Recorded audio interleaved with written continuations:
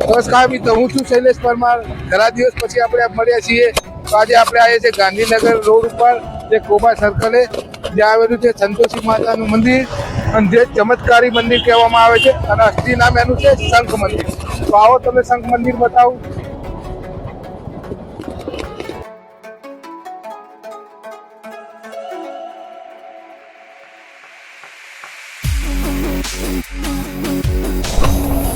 તો આપણે આ શંખ મંદિર આવી ચૂક્યા છે, અને તમે જોઈ શકો છો કે બપોરના 1:45 વાગ્યા છે।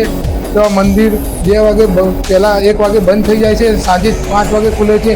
અને આ શંખ મંદિરમાં 1108 શંખ બનાવવામાં આવે છે। તમને બધા અલગ અલગ શંખ તમને દેખાશે। તો ચાલો આપણે મંદિર તમે જોઈ લો, અને આપણે ચારે બાજુ બતાવું તમને। આવી જાઓ। મંદિર તો બંધ છે, પણ આપણી એડિટર તમને મંદિર બતાવી દેશે અને દર્શન બી કરાવી દેશે। તો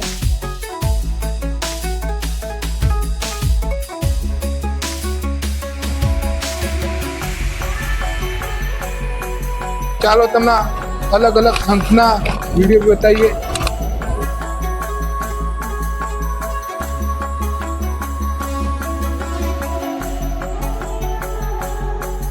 તમે ઘણા મંદિરો તમે જોયા છે, પણ આ મંદિરમાં તમે જુઓ, આ યમરાજા ભગવાનનું મંદિર છે। તો યમરાજા ભગવાનનું મંદિર તમે જોયું હોય તો જોઈ લો। આ યમરાજા ભગવાનનું મંદિર છે,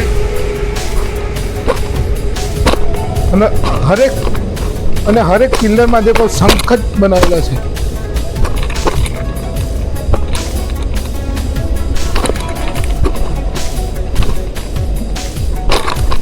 અને અહીંયા બધી જગ્યાએ આપણે જોઈએ છે ગણપતિ અલગ અલગ ભગવાન હોય છે, પણ અહીંયા તો વરુણદેવ, યમરાજા એવા ભગવાનોના મંદિર બનાવવામાં આવ્યા છે।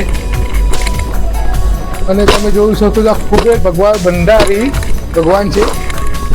કુબેર ભગવાન ભંડારીનું મંદિર છે।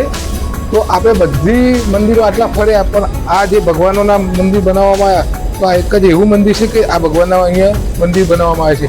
અને તો ચારે બાજુ હરિયાળી છે, શાંતિ જેટલી છે તમે જોઈ શકો છો।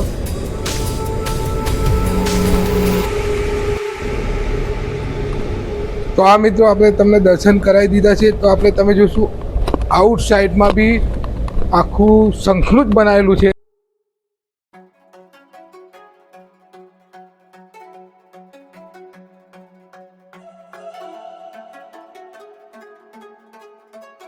તો આ શંખ મંદિરમાં બધા અલગ અલગ શંખો તમને દેખાય, નામ સાથે તમને અલગ અલગ શંખો તમારે દેખાય છે। તમે જોઈ શકો છો કે એક જેવા શંખ એક બી નથી, બધા અલગ અલગ છે।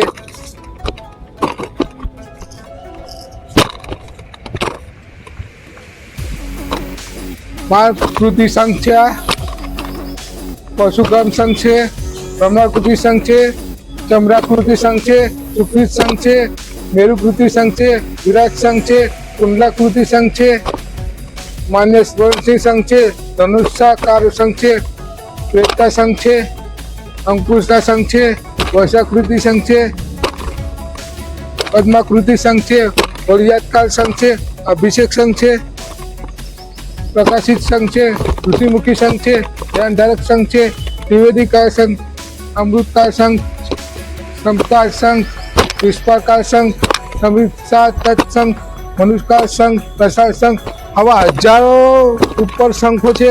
તો તમે આટલા બધા શંખ તો તમે જોયા બી નહીં હોય। હું તમને બતાવું છું કે કેટલા શંખો છે।